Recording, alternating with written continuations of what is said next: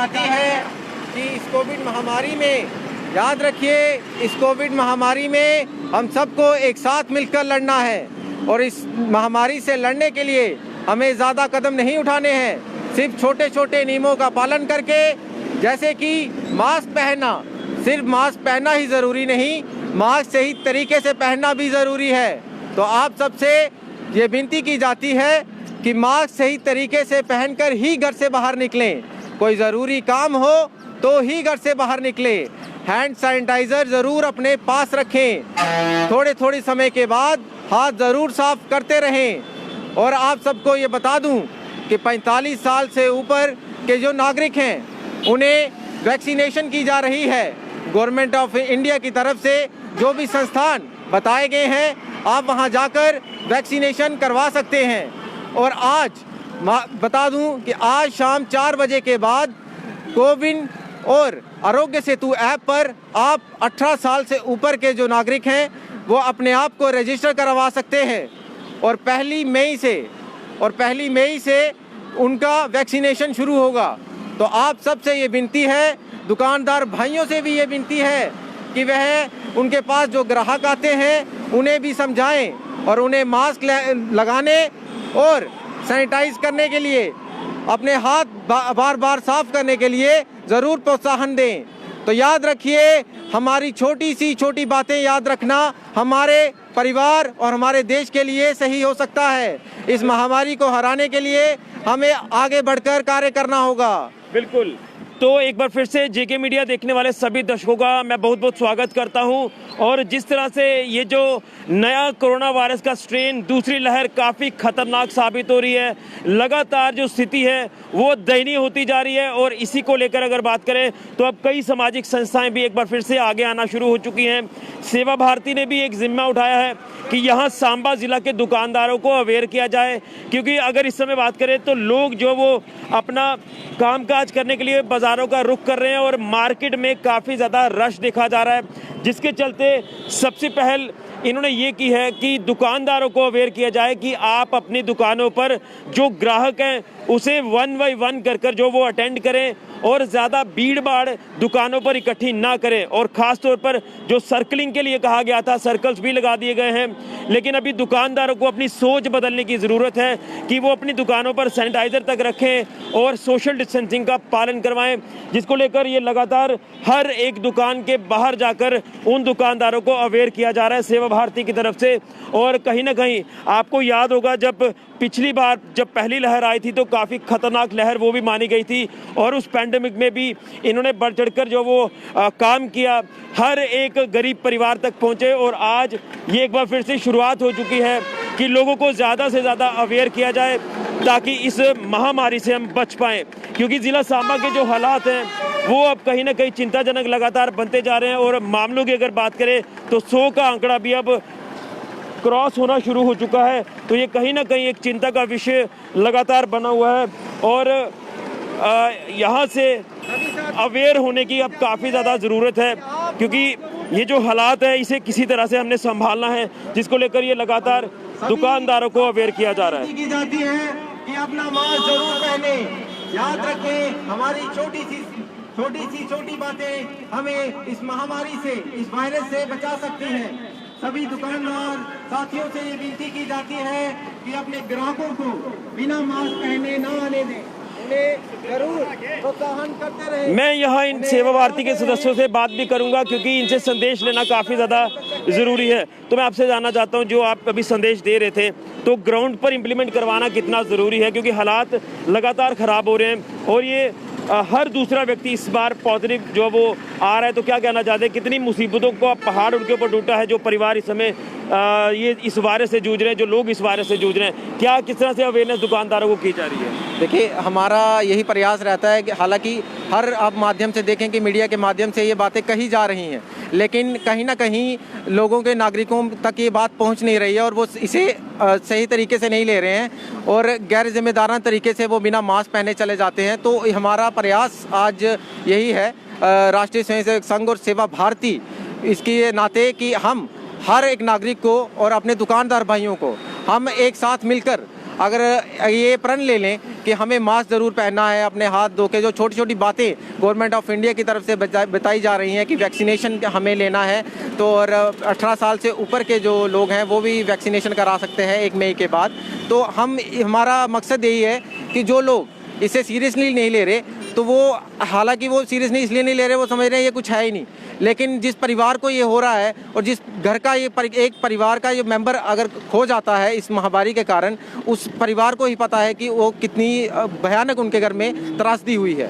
तो हमारा यही मेन मकसद ये है कि हम सभी को अवेयर करें और दुकानदार भाई और सभी भाई अगर एक साथ मिलकर एक प्रण ले लें कि हम बिना मास्क और जो सही एहतियात तरीके से जो SOPs हैं गवर्नमेंट ऑफ इंडिया की, उसे सही तरीके से फॉलो करवाना है हमें, और वो अपने ग्राहकों को सभी को हर एक आदमी अगर अपनी जिम्मेदारी समझेगा तो मुझे नहीं लगता कि हम बहुत दूर हैं कि कोविड महामारी को, क्योंकि ये महामारी बहुत ज़्यादा खतरनाक है पहली वेव से। लेकिन आपसे ये जानूंगा कि जो 50% का फार्मूला अपनाया गया है, लेकिन दुकानों का अगर सिनेरियो कहें तो यहाँ पर खतरा दुकानों पर ज़्यादा बढ़ता हुआ दिखाई दे रहा है, क्योंकि SOPs का पालन दुकानदार तो करवाने का प्रयास कर रहे हैं, लेकिन ग्राहक भी कहीं ना कहीं इन SOPs को फॉलो नहीं कर रहे हैं। लगातार भीड़ भाड़ देखी जा रही है। क्या आपको लगता है कि मार्केट अब एक ऐसा पब्लिक प्लेस है यहाँ पर इस संक्रमण के बढ़ने का खतरा और बढ़ गया है?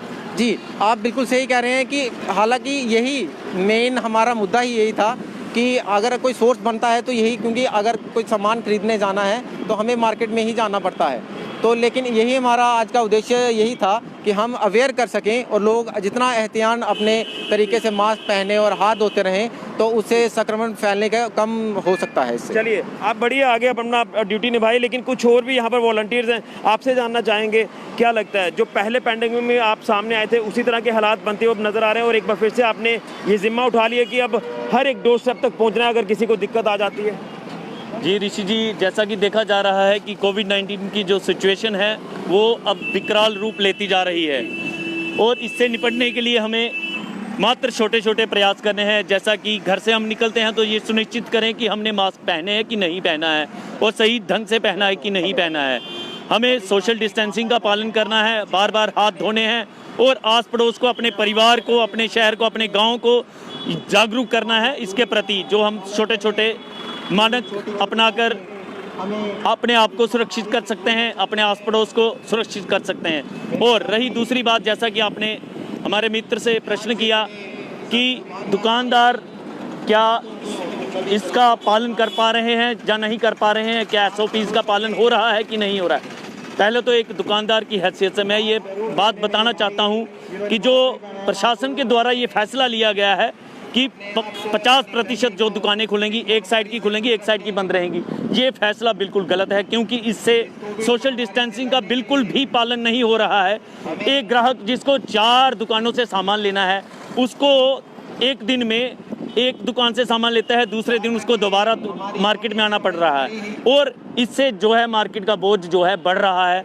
हमारी प्रशासन से यही गुहार है कि वो हमें 3 या 4 दिन दे दें, टाइम कम कर दें, वीकेंड को लॉकडाउन कर दें। चलिए, यहाँ कुछ और लोग, आपसे भी जानूंगा किस तरह से हर उस डोर स्टेप तक पहुँचने की ज़रूरत है अगर इस समय आपातकालीन स्थिति बन जाती है आने वाले दिनों में, क्योंकि लग रहा है कि हालात बिगड़ने वाले हैं और ज़्यादा।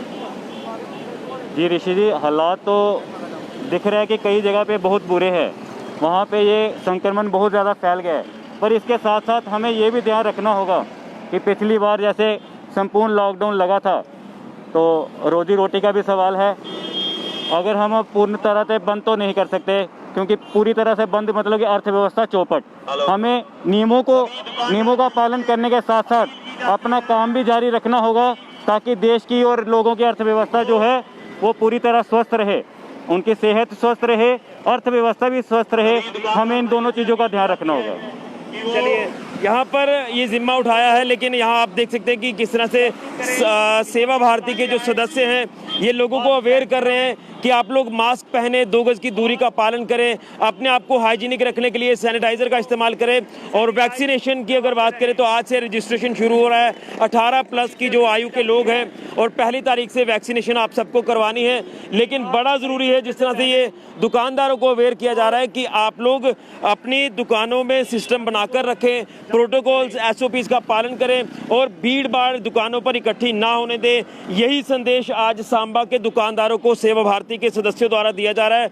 उम्मीद है कि इस संदेश का सब लोग पालन करेंगे और मिलजुल कर इस लड़ाई को लड़ना है, क्योंकि हालात लगातार बद से बदतर हो रहे हैं। सांबा जिला में पिछले 24 घंटे में जो केसेस रिपोर्ट हुए हैं, ये 100 का आंकड़ा टच करता हुआ नजर आ रहा है। इसी के लिए हमें अब मिलकर इस लड़ाई को लड़ना है, बिना मतलब घरों से बाहर नहीं निकलना है, नाइट कर्फ्यू का पालन करना है, जो भी SOPs वक्त वक्त पर जारी की जा रही है प्रशासन द्वारा उसका पालन करना है, ताकि इस वायरस से किसी तरह से हम निजात पाएं, इस वायरस को हम किसी तरह से कंटेन कर पाएं। तो जब तक कहते हैं ना कि ताली एक हाथ से तो बजेगी नहीं, दोनों हाथ से ताली बजती है। इसलिए प्रशासन का साथ दीजिए और दुकानदार भाइयों से भी मेरी अपील है कि ये सारी SOPs का पालन करवाएं। और वो लोग जो मार्केट का रुख कर रहे हैं उनसे भी अपील है कि आप लोग सारे SOPs का पालन करते हुए फिर ही मार्केट का रुख करिए। तो सेवा भारती आज लगातार जागरूकता अभियान चला रही है जिला सांबा में और दुकानदारों को अवेयर किया जा रहा है, लोगों को अवेयर किया जा रहा है कि आप लोग एहतियात बरतें, इसी में आप सबकी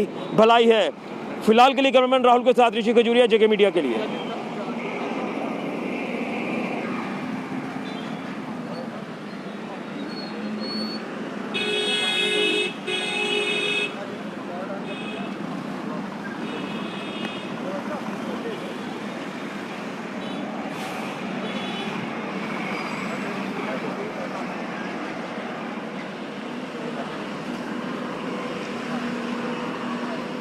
राहुल